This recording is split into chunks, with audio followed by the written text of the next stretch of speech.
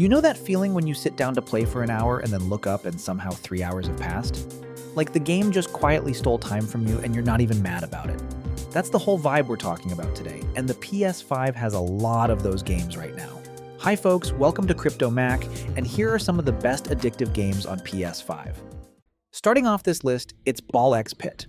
This is genuinely one of the hardest games to explain to someone who hasn't played it, because it refuses to just be one thing. It's kind of like if Breakout and Vampire Survivors got together, built a little town, and then decided to go deeper into a dungeon. Which sounds chaotic, and it kind of is, but it works way better than it has any right to. The core of it is you're firing balls at hordes of enemies coming down the screen. Simple enough. But then the game starts throwing all these different ball types at you. Some that spread out on impact, some that leave damage zones behind, some that bounce in weird, unpredictable directions. And here's where it gets dangerous. You can fuse any two balls together.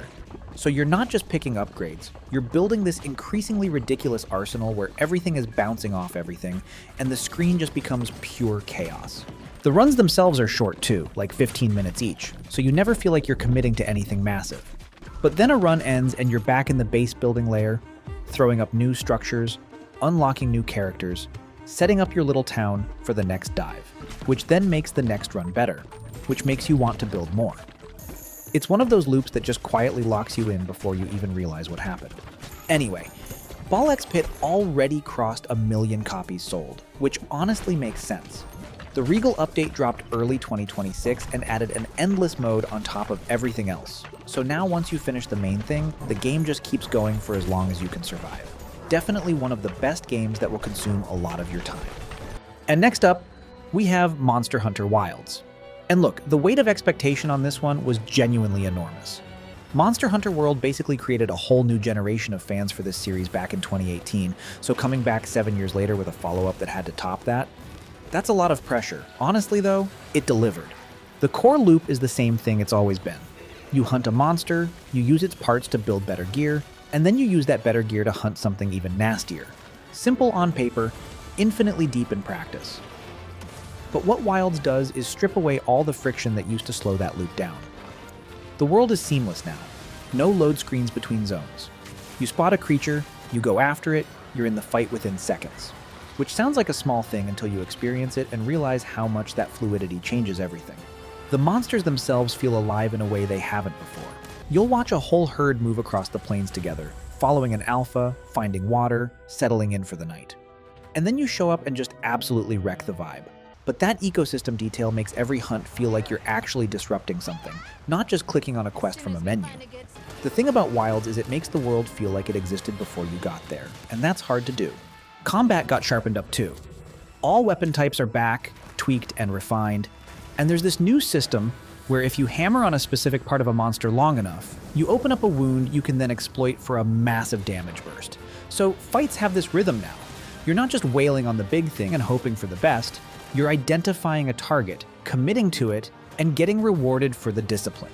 Really satisfying once it clicks. Could be the best the combat has ever felt in this series.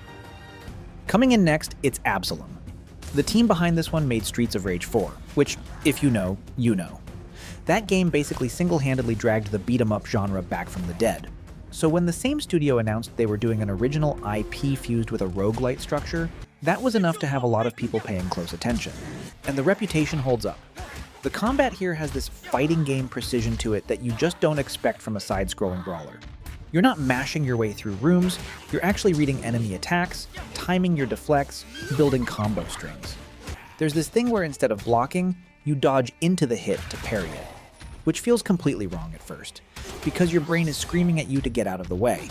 But once it clicks, it becomes one of those mechanics that makes everything else feel clunky in comparison. The roguelite layer wraps around all of that really cleanly. Each run you're picking up these passive abilities that start stacking and synergizing in ways you didn't plan for.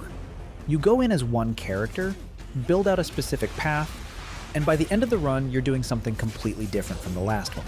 So it has that quality where two runs never really feel identical. The thing about Absolum is it's genuinely generous with its depth, it just doesn't show you all of it immediately. You earn the complexity.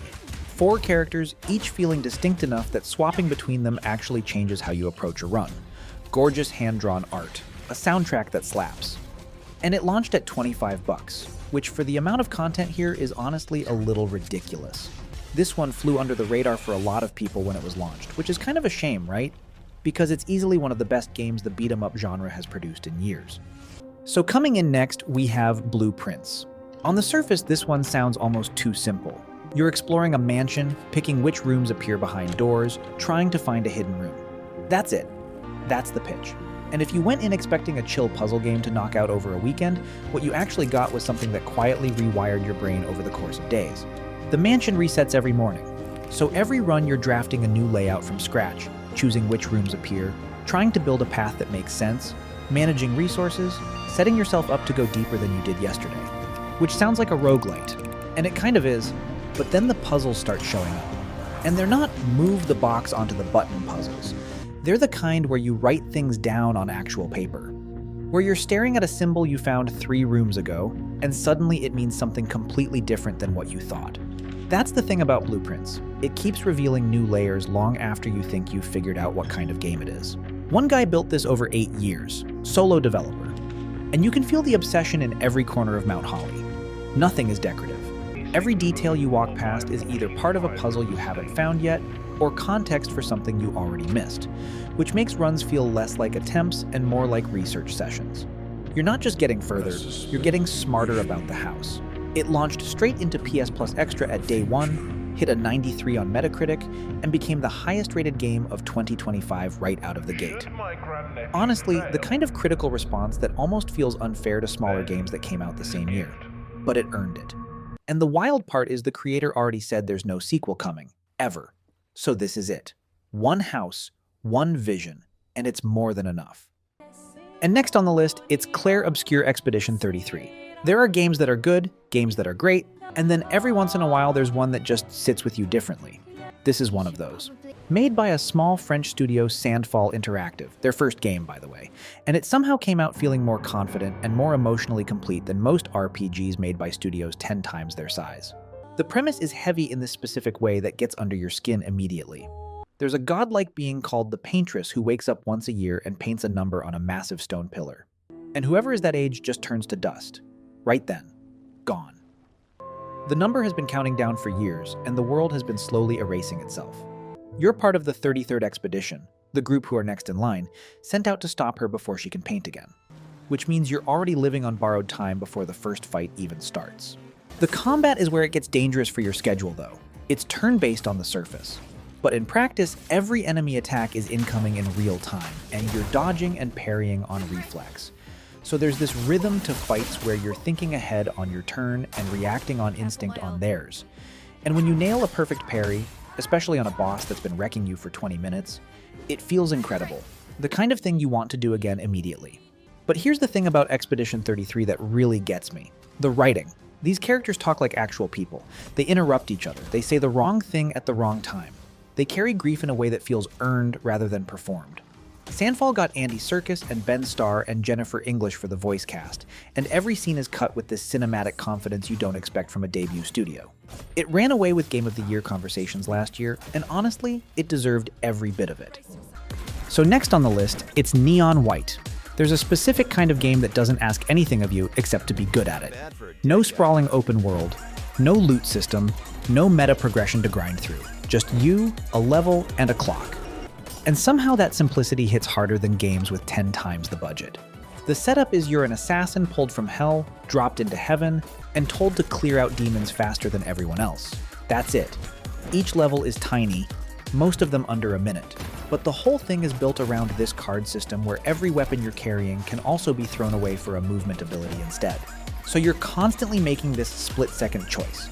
Do I shoot that demon, or do I discard the card to boost myself forward and save 2 seconds? Which sounds simple until you realize every level has this hidden optimal path buried inside it, and once you find it, the whole run just snaps together like a puzzle clicking into place. That's the thing about Neon White. It makes you feel fast. Not in a fake, floaty way. In a real, deliberate way where you earned the speed by figuring something out.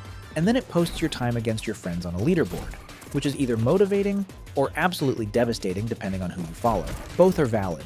The story wraps around all of it in this visual novel style between levels that genuinely has no business being as charming as it is. It's got this whole anime energy, and I feel like it shouldn't work alongside a speedrunning game. but it does.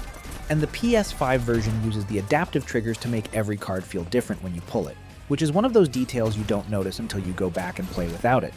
Just a really well-made game. Pure, focused fun. Coming in next, we have Cult of the Lamb. When this thing launched back in 2022, people loved it, but even the fans admitted the back half got a little thin. The dungeon crawling was great, the cult management was charming, but the two sides never fully talked to each other in a satisfying way. Massive Monster heard all of that, and then they just fixed it. For free. Multiple times. 3 major free updates, a co-op expansion, and now the Woolhaven DLC that dropped earlier this year, with new dungeons, new story content, weather systems, and animal breeding. The game that people had minor complaints about in 2022 is genuinely not the same game anymore, which is the kind of developer behavior you actually want to reward. Because most studios patch the bugs and move on, these guys kept building. The core loop is still what makes it though. You're running dungeons in this tight, satisfying roguelite structure. Fast combat, good weapon variety, tarot cards that stack in increasingly ridiculous ways. And then you come back to your little cult compound between runs and manage your followers, build new structures, run sermons, perform rituals. And the followers themselves have these traits now that make them feel like actual characters. You'll have one that breaks other cult members out of prison, one that wanders around writing poetry all day and does absolutely nothing useful, one that snores loud enough to wake up the whole camp at night. I don't know why that level of personality in an NPC makes me care so much, but it does. The Unholy Alliance update also added local co-op, so now you can drag a friend in as the goat and run dungeons together, which genuinely changes the chaos level in the best possible way. It's a game that keeps giving you reasons to come back, and with Woolhaven adding a whole new chunk of content on top of everything else, right now is honestly the best time it's ever been to jump in. Next on the list, it's Inscryption. The atmosphere on this one is doing something genuinely unsettling from the very first second you boot it up. You're sitting across a table from this massive hooded figure in a dark cabin, candles flickering, and you're playing cards with him. And the whole vibe is just wrong. In this specific, intentional way that makes you not want to stop playing. On the surface, it looks like a deck builder. Woodland creatures, simple enough rules, you're trying to get more damage on the board than your opponent. But the cabin itself is a puzzle. You can get up from the table between rounds and walk around. There are boxes with locks on them. There are clues scratched into the walls. And none of it is explained to you. The game just trusts that your instinct to poke at everything will carry you forward, which it does. The deck building layer is legitimately great too, by the way. You're drafting cards, finding ways to generate enough blood or bones to summon the things you want, fusing cards together to make something nastier. And the boss encounters are creative in a way that feels more like solving a riddle than just winning a fight. Here's the thing about Inscryption though. The card game is almost not the point. It's the front door. What's behind it is something else entirely, and I'm not going to be the one to ruin that. One guy built this, Daniel Mullins, completely solo, and it shows in the best possible way. Every single layer of this game feels like it came from one obsessive, specific vision. Nothing is accidental. And on PS5, the DualSense work is genuinely impressive. The light bar shifts with the mood of the room, the haptics make each card placement feel tactile and real, and there's this moment early on involving a very specific adaptive trigger interaction that had me sit up straight in my chair, play it at night, lights off, trust me on that one. Now up next we have Rogue Legacy 2. The first Rogue Legacy basically helped write the rulebook for what a roguelite could be. Persistent upgrades, die and pass the torch to your heir, keep grinding forward. That was over 10 years ago. The sequel could have just done the same thing with a fresh coat of paint, and people would have been fine with it. Instead, Cellar Door Games basically rebuilt the whole thing from the ground up, and then shipped it to PS Plus subscribers for free, which honestly is kind of absurd given how much game is actually in here. You're not just playing one character, you're playing a whole bloodline. Every time you die, you pick from 3 heirs, each with their own class, their own random traits, their own spell. One run, you're a bard dancing through enemy attacks with a rhythm-based weapon. The next, you're this tanky bruiser who bounces projectiles back at enemies. So even before you pick up a single upgrade, the variance is already there from the start, which makes the repetition feel way less like grinding and way more like experimenting. The loop underneath it is what gets dangerous for your schedule though. You bring gold back from every run regardless of how far you got. You build up the manor, unlock new classes, upgrade your stats, go deeper next time. It's that specific kind of progression where there's literally always something to spend resources on. So the runs never feel wasted. Even a bad run where you die in the first 20 minutes still moved something forward. That's the thing about Rogue Legacy 2. It respects the time you put in even when the castle doesn't. The PS5 version came fully loaded with every update from the PC release already baked in. New weapons, new relics, new difficulty layers for people who want to push well past the credits. And there's a surprising amount of lore buried in diary entries throughout the castle that actually builds into something worth following if you pay attention. It launched at a moment where there were genuinely a lot of strong roguelites competing for your time. It held its own against all of them. Still does. And coming in next, we have Pacific Drive. You're driving a beat-up station wagon through a supernatural exclusion zone somewhere in the Pacific Northwest, trying to figure out how to escape while voices crackle at you over the radio. That's the whole premise. And it sounds simple, but the world around you is quietly falling apart in ways that don't follow any rules you recognize. Weird anomalies bending the landscape, electrical storms that chase you across the map, creatures that don't look like anything you've seen in another game. Here's the thing about Pacific Drive though. It is not a game that holds your hand. At all. You'll spend the first few hours just trying to figure out what you're supposed to be doing, running the same stretch of road 3 times trying to find one specific resource. The save system doesn't let you stop mid-run, so if life gets in the way, you're either committing or losing progress. And the UI is genuinely overwhelming at first. Every single part of the car has its own condition, its own interactions, its own repair process. That friction is real, and it turns some people away completely. But for the people who stick with it, the payoff is this slow, building sense of ownership over your car that almost nothing else can replicate. You patch it up after a brutal run, slap on new parts you scavenged, upgrade something that was failing you, and head back out. And each time you go deeper into the zone, the story reveals a little more about what happened here. Audio logs, journal entries, radio transmissions that build into something genuinely emotional by the end. The relief of making it back to the garage after a run that almost killed you is its own reward.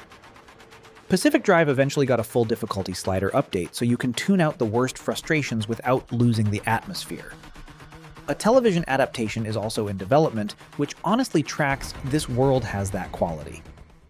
So next on the list, it's Nine Sols. The Metroidvania genre is genuinely crowded right now, like embarrassingly stacked. So for a game to come out of Taiwan from a studio most people hadn't heard of, and immediately start showing up in conversations alongside Hollow Knight, that's not an accident. That's just a really, really good game. You're playing as this cyborg cat named Yi, moving through a decaying world that mashes ancient Taoist mythology with straight-up cyberpunk, which sounds like a lot, but it holds together visually and narratively in a way that feels totally intentional.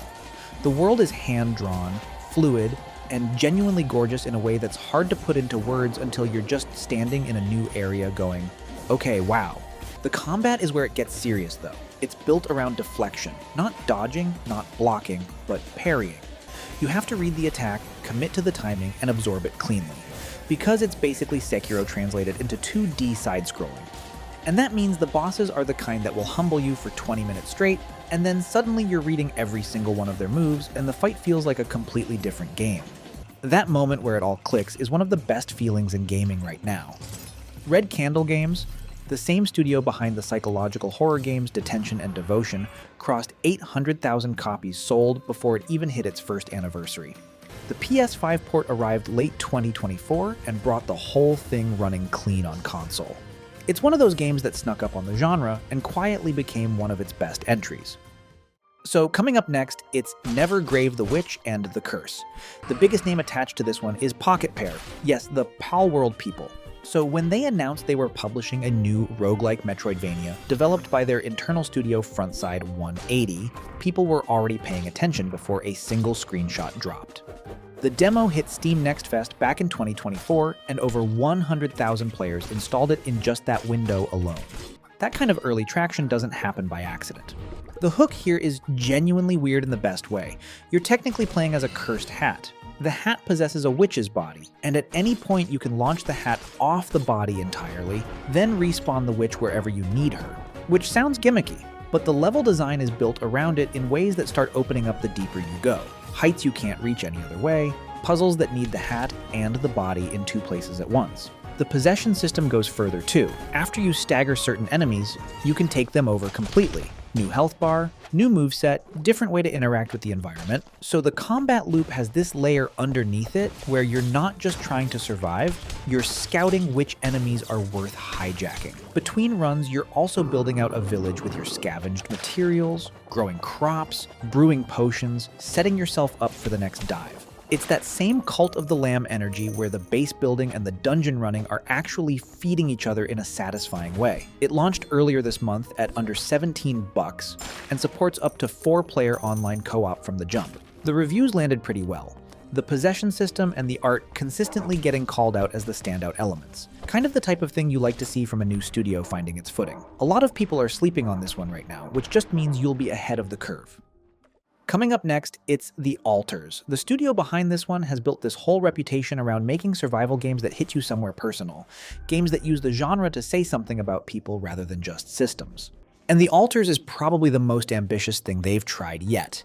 You crash land on a hostile planet as a guy named Jan, the sole survivor, and then the game hands you this quantum computer that lets you create alternate versions of yourself, each one shaped by a different choice Jan made in his past. So your crew is literally just different Jans. A Jan who became a scientist, a Jan who stayed with his wife, a Jan who went down a completely different road, and they all have opinions about each other. Because of course they do. The tension between the alters is where the game really lives. Some of them resent being pulled into existence.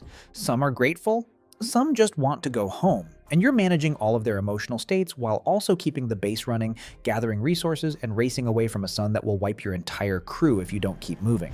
It's a lot, but it never feels bloated. It feels layered. The biggest compliment I can give The Alters is that after a few months since its launch, it got a massive free update before the year ended that added a proper relax mode and a whole new side story. And the community feedback has clearly shaped every decision since launch. The developer once again found the humanity in a genre built around numbers and systems, kind of what they do. And coming in next, it's Nioh 3. If you've spent any real time with Elden Ring or Sekiro, you already know what kind of patience this series demands from you. But here's the thing about Nioh that's always set it apart from everything From Software makes. The combat ceiling is just higher. Like, the depth you can reach once you actually learn it is genuinely ridiculous. Team Ninja dropped Nioh 3 and added something genuinely new to the formula. A full ninja playstyle sitting alongside the traditional samurai one, and you can flip between them with one button press in real time. The samurai side is what you know. 3 stances, key pulse, methodical, and brutal. Low stance is fast and safe. High stance hits like a freight train. Mid is your bread and butter. All of that is still here, refined and clean. But then you switch to ninja and suddenly everything is faster, more aerial, more aggressive. Shuriken, bombs, a clone ability that lets you ghost behind an enemy for a devastating hit. It's almost a different game on the same controller. The loot system is as deep and as dangerous as it's ever been. You will find a weapon that looks slightly better than your current one every 15 minutes, and then spend 20 minutes in the equipment menu trying to figure out if it actually is better, which is maddening and completely addictive in equal measure. And now the whole thing is wrapped in a light open world structure, big interconnected zones across multiple time periods in Japanese history. So instead of loading into missions one by one, you're just wandering into the next horrible thing organically. Souls fans who've never touched Nioh before, this is the one to start with. It's definitely a brand new game, but it's already shaping up as one of this year's best action RPG. Next on the list at number 4, it's Resident Evil Requiem. Capcom's RE engine has been quietly one of the most impressive pieces of technology in gaming for years now. But Requiem is the first entry in the series built exclusively for 9th gen hardware. And you can feel that in every single corner of it. The hair rendering alone is something you'll stop and just stare at for a second. The setup this time gives you 2 protagonists with genuinely different tones. Grace Ashcroft is new, an FBI analyst, not a trained killer, and her sections play like old-school Resident Evil 7 survival horror, where every bullet counts and you're constantly deciding whether to fight or run. Then you switch to Leon, and the whole energy shifts into something faster, more cinematic, more confident. 2 different flavors of Resident Evil in one package, and both of them work. The thing that really gets me about this one is how much the tonal difference between Grace and Leon makes each character's sections hit harder by contrast. The replayability is where Requiem earns its spot this high on the list though. The main campaign is already substantial, somewhere between 15 and 20 hours, but once you're through it, the unlocks start opening up.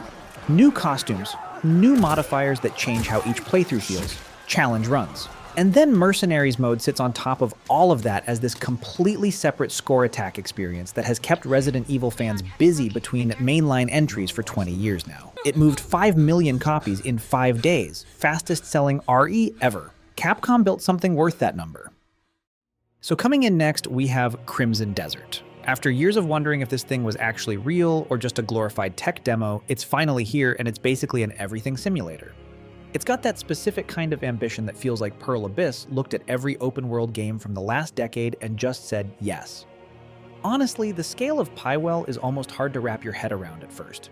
You're playing as Cliff, leading this band of mercenaries, but you'll probably spend your first 10 hours just getting distracted by literally anything else.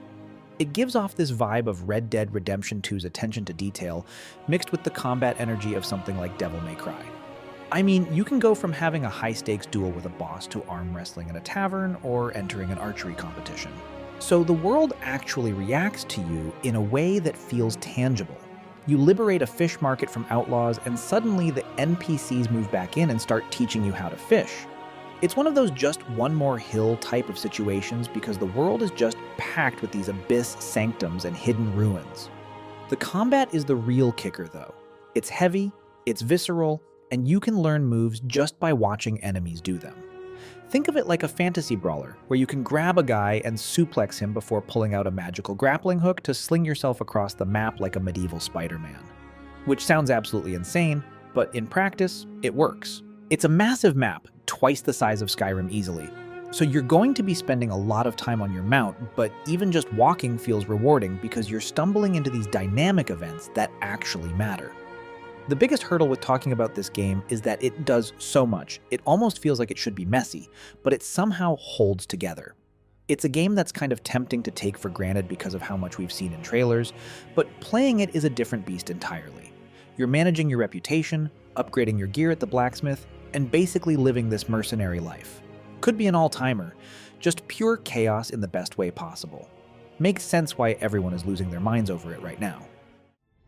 And next on the list, we have Cairn. This is one of those titles that takes something as simple as climbing a mountain and turns it into a high-stakes survival struggle. It's coming from the Game Bakers, the same team that did Fury and Haven, so you know it's got that stylish, punchy identity. But instead of bullet hell combat, your enemy here is just gravity and your own exhaustion. It's got that specific kind of Zen meets anxiety vibe. You're playing as Ava trying to summit Mount Kami, and honestly, every single handhold feels like a boss fight. You have to manually place your hands and feet, managing your balance and effort so you don't just go tumbling down a cliff face. It's a game that is probably going to be an inevitable success for anyone who likes that one more try loop. The thing about Cairn is that it's not just about the mechanical climb, it's a full survival sim. You're managing your pitons, your chalk, even your food and water. So if you don't plan your route correctly from the ground, you're going to find yourself stuck on a vertical wall with zero energy and no way up, which is terrifying. It gives off this vibe of total isolation, but the sound design is so crisp that it almost feels cozy in a weird, dangerous way. The nights are terrifying because you're setting up these tiny bivouacs on narrow ledges just trying to survive until morning. Right? So you're navigating these insane rock formations and every successful summit feels like a genuine achievement. It's the kind of joyful video game project that could only come out of a studio that isn't afraid to be weird. Honestly, it's one of the most rewarding loops I've played in a long time. Just pure, focused gameplay. Makes sense for a studio that's always reinventing itself. So finally, last but not least, it's Death Stranding 2 on the beach. Hideo Kojima is basically the only guy in the industry who could convince a publisher to fund a high-stakes logistics simulator with this kind of budget. I mean, on paper it sounds like a series of chores, but it's got this weirdly hypnotic rhythm where you're just obsessing over the weight of your pack and the best path across a literal wasteland. It's one of those games that's tempting to take for granted because the gameplay is mostly just moving from point A to point B. But then you start using these new traversal tools like the coffin board to navigate a world that is constantly shifting due to floods and earthquakes. So you're planning out these massive treks across Australia, and the payoff isn't just a cutscene, it's the feeling of actually conquering the terrain and seeing your structures help other players in real time. Think of it like a road trip, but if the road was trying to kill you and you're traveling with a sentient puppet named Dolman. Honestly, the way they've expanded the map to include these dynamic disasters makes the prep work feel way more vital this time around. You aren't just walking, you're problem solving against nature itself while managing the mobile base on the DHV Magellan. Because once you find that perfect flow with your gear, like using the sticky cannon to snag cargo from a distance, the hours just start melting away. It's a bold choice to lean even harder into the slow parts of the first game, but it pays off. It's the kind of project that rewards patience in a way most big budget titles are way too scared to try. The thing that really works for me is how the To the Wilder difficulty makes every single step feel earned. So you're basically living in this world, managing the minutiae of survival until it becomes second nature. Kind of the type of thing you like to see on the console when you just want to disappear into a vibe. Makes sense. So, yeah. Those are the ones that'll basically eat your schedule for breakfast. Honestly, whether you're into the slow burn or the high-octane stuff, these games just have that specific hook that's hard to find. It's the kind of list where every title feels like a commitment, but the good kind. But yeah, those are just some of the best games that'll keep you busy for a long, long time. Thanks for watching, and see you in the next one.